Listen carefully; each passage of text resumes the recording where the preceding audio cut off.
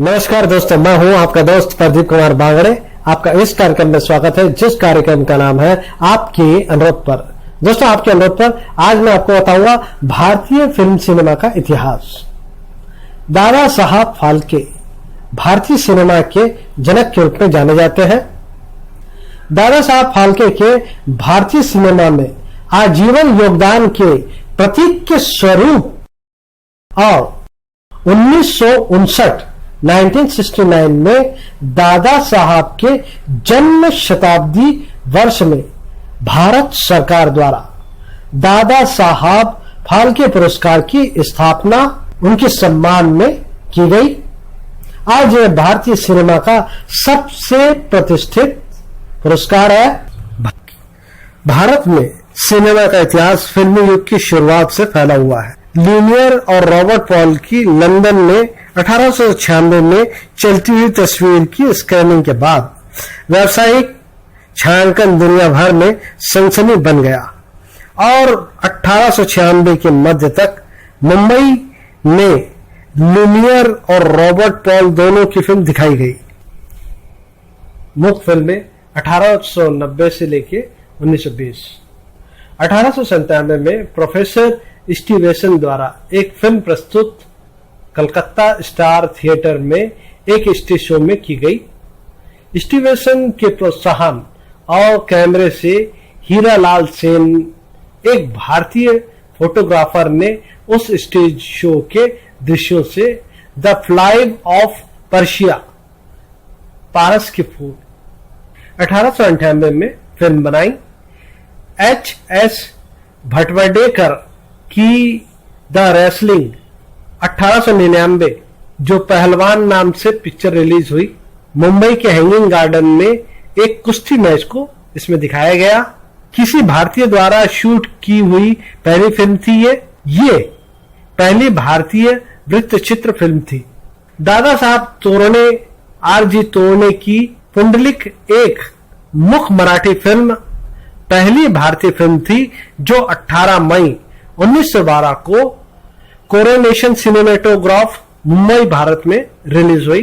कुछ लोग का मत है कि पुंडलिक पहली भारतीय फिल्म के सम्मान के अधिकारी नहीं है, जिसमें कई कारण हैं। पहला कारण यह है कि यह फिल्म एक लोकप्रिय मराठी नाटक की रिकॉर्डिंग मात्रा है। दूसरा, इसका चलचित्र जॉनसन एक ब्रिटिश नागरिक थे।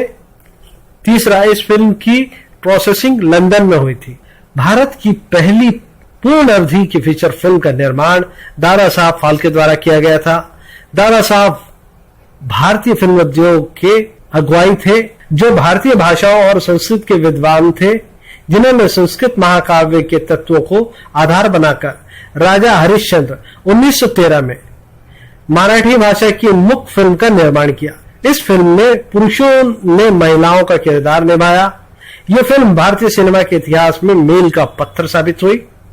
इस फिल्म का सिर्फ एक ही प्रिंट बनाया गया था और इसे सिनेमेटोग्राफर ने 3 मई 1913 को प्रदर्शित किया गया। फिल्म को व्यावसायिक सफलता मिली और इसने अन्य फिल्मों के निर्माण के अवसर प्रदान किए।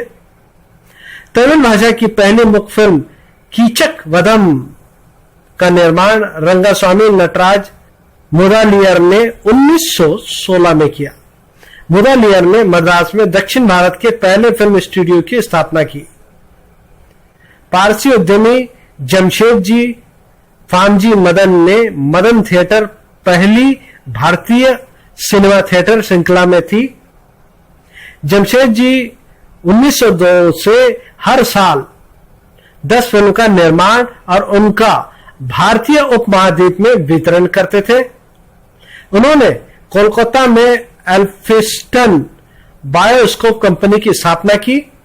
एल्फिस्टन का 1919 में मदन थिएटर लिमिटेड में विलय हुआ, जिसके माध्यम से बंगाल के कई लोकप्रिय साहित्यकारों को स्टेज पर आने का मौका मिला। उन्होंने 1917 में सत्यजीत राय हरिश्चंद्र का निर्माण भी किया, जो दादा साहब फाल्के की राजा हरिश्चंद्र 1913 का रीमेक था।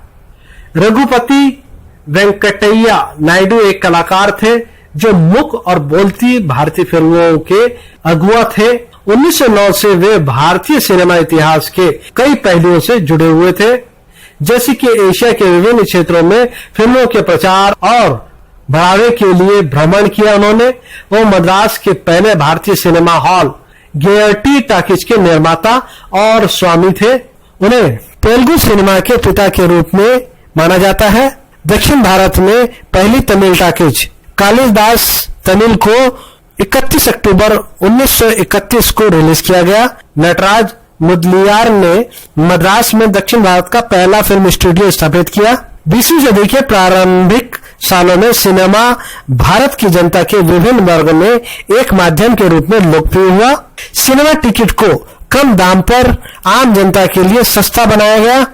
आर्थिक रूप से सक्षम लोगों के लिए अतिरिक्त आराम देकर प्रवेश टिकट के दाम बढ़ाए गए। क्योंकि मनोरंजन के इस सस्ते माध्यम सिनेमा की टिकट मुंबई में एक आना यानी कि 4 पैसे के कम दाम में मिलती थी, इसलिए दर्शकों की भीड़ सिनेमा घर में नजर आने लगे। इसके साथ ही भारतीय व्यावसायिक सिनेमा की विषय वस्तु को जल्द से जनता के आकर्षण के हिसाब से ढाला गया। युवा भारतीय निर्माता भारत के सामाजिक जीवन और संस्कृति के तत्वों को सिनेमा में सम्मिलित करने लगे। निर्माता विश्व के कई कोने से विचार लाने लगे। इन सब वजहों से दुनिया भर में फिल्म दर्शक और फिल्म बाजार भारतीय फिल्म उद्योग के बारे में जानने लगे। 1927 में ब्रिटिश सरकार ने ब्रिटिश फिल्मों को अमेरिकी फिल्मों पर प्राथमिकता देने के लिए इंडियन सिनेमाटोग्राफी इंक्वायरी कमेटी गठित की। आईसीसी में टी रंगाचार्य जो मद्रास में एक वकील थे, इनके नेतृत्व में 3 ब्रिटिश और 3 भारतीय मेंबर थे। इस कमेटी ने ब्रिटिश फिल्मों को समर्थन देने की वांछित सिफारिश देने की जगह नवजात भारतीय फिल्म उद्योग को समर्थन की सलाह दी। परिणाम स्वरूप इनकी सिफारिशों को खारिज कर दिया गया। अदशीर ईरानी ने पहली भारतीय बोलती फिल्म आलम आरा 14 मार्च 1931 को रिलीज की। ईरानी केवल 7 महीने बाद 31 अक्टूबर 1931 को रिलीज हुई पहली दक्षिण भारतीय बोलती फिल्म एच.एम. रेड्डी द्वारा निर्देशित तमिल फिल्म कालिदास के निर्माता भी थे। जुमई शास्त्रीय पहली बंगाली बोलती फिल्म थी। टॉकीज के भारत आगमन के बाद कई फिल्म स्टार की मांग बहुत बढ़ गई और वो अभिनय के माध्यम से आरामदायक आमदनी कमाने लगे। चित्तौर वी नाग्या पहली बहुभाषी फिल्म। अभिनेता, गायक, संगीतकार, निर्माता और निर्देशक थे। वो भारत के पाल मुनि के रूप में जाने जाते हैं। 1932 में टॉलीवुड का नाम बंगाली फिल्म उद्योग के लिए रखा गया, क्योंकि टालीगंज नाम का हॉलीवुड के साथ तुकबंदी था। टालीगंज तब भारतीय फिल्म उद्योग का केंद्र था। बंबई ने बाद में टालीगंज को उद्योग के केंद्र के रूप में पछाड़ दिया और बॉलीवुड और कई अन्य हॉलीवुड से प्रेरित नामों को जन्म दिया। 1937 में ईस्ट इंडिया फिल्म कंपनी ने कलकत्ता में शूटिंग की। अपनी पहली भारतीय फिल्म सावित्री रिलीज की। 75,000 के बजट से बनी ये फिल्म प्रसिद्ध नाटक मयलवरम बाल भारतीय समाज पर आधारित थी। निर्देशक सी पुलैया ने इसमें थिएटर अभिनेता वेमुरी गगैया और दासारी रामाथिलकम को यम और सावित्री के रूप में लिया। इस ब्लॉकबस्टर फिल्म को वेनिस फिल्म समारोह में सम्मान प्राप्त हुआ।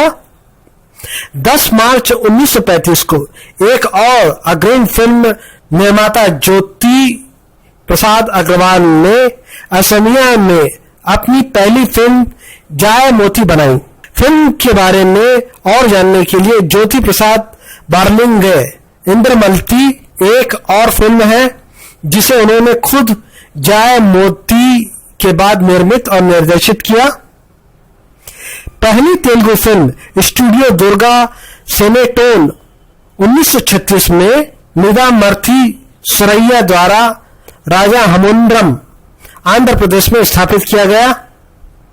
1930 के दशक में भारतीय सिनेमा में ध्वनि तकनीक की प्रगति के साथ संगीत और संगीतमय फिल्म जैसे कि इंद्रसभा और देवी देवयानी के माध्यम से फिल्म में नाच और गाने का प्रारंभ हुआ। देवदास जैसी फिल्मों की देशव्यापी सफलता के बाद और फिल्म निर्माण के एक शिल्प के रूप में उदय के साथ कई मुख्य शहर चेन्नई, कोलकाता, मुंबई में फिल्म स्टूडियो उभरे। 1940 की फिल्म विश्व मोहिनी भारतीय फिल्म जगत को दर्शाने वाली पहली फिल्म है। इस फिल्म को Y.V. राव ने निर्देशित किया और बली जेपल्ली लक्ष्मीकांत कवि ने लिखा था।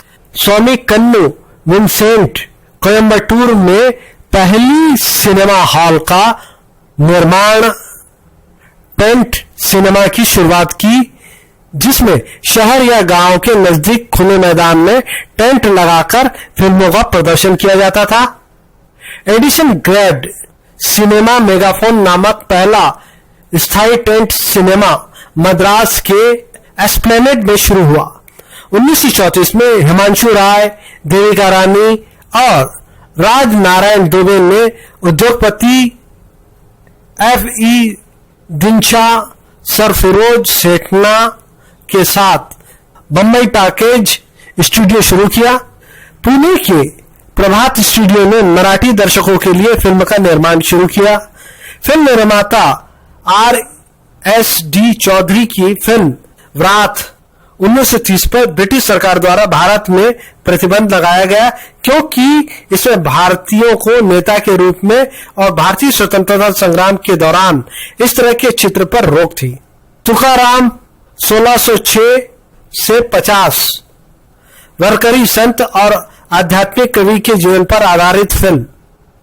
1936 की फिल्म संत तुकाराम 1937 वेनिस फिल्म समारोह के दौरान प्रदर्शित हुई और किसी अंतर्राष्ट्रीय फिल्म समारोह में दिखाई गई पहली फिल्म बनी।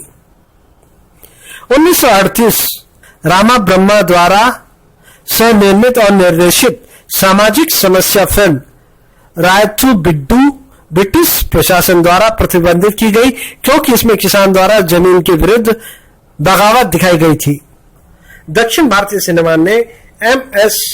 वासन की फिल्म चंद्रलेखा के साथ पूरे भारत में शोहरत हासिल की। 1940 के दशक के दौरान पूरे भारत के सिनेमा हॉल में से आधा से ज्यादा दक्षिण भारत में थे और सिनेमा को सांस्कृतिक पुनर्निर्माण के साधन के रूप में देखा जाने लगा। स्वतंत्रता के बाद भारतीय विभाजन की वजह से भारत की सिनेमा परिसर संपत्तियों का विभाजन भी हुआ और कई स्टूडियो नवनिर्मित पाकिस्तान के पास चले गए।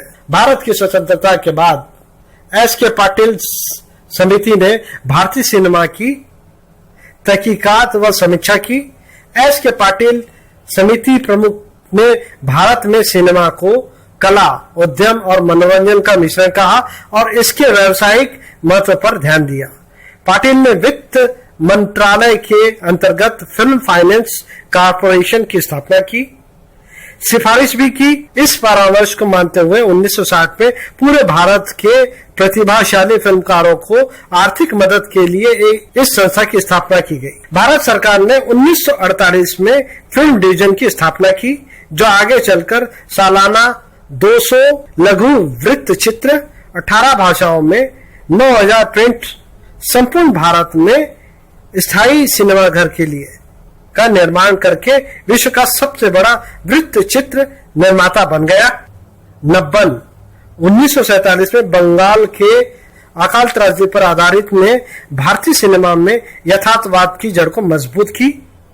इसका उदाहरण ख्वाजा अहमद अब्बास की धरती के लाल 1946 इट्टा प्रेरित आंदोलन लगातार सच्चाई और वास्तविकता पर जोर देता रहा, जिसके फलस्वरूप मदर इंडिया और प्यासा सरीखे फिल्में भारत की सबसे अधिक पहचान जाने वाली फिल्मों का निर्माण हुआ। भारतीय स्वतंत्रता संग्राम के बाद 1944 से 1960 का काल अवधि फिल्म इतिहासकार द्वारा भारतीय सिनेमा का स्वर्ण युग माना जाता है।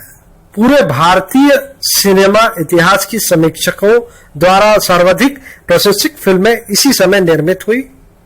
इस अवधि में बंगाली सिनेमा के नेतृत्व में एक नया समानांतर सिनेमा आंदोलन उभरा।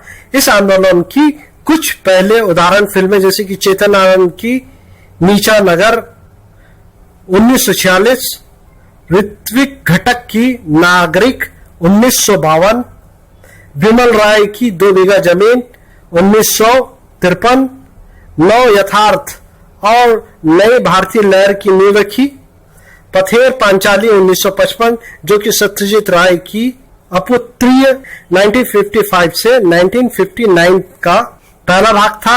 यह रॉय के भारतीय सिनेमा में प्रवेश की घोषणा थी।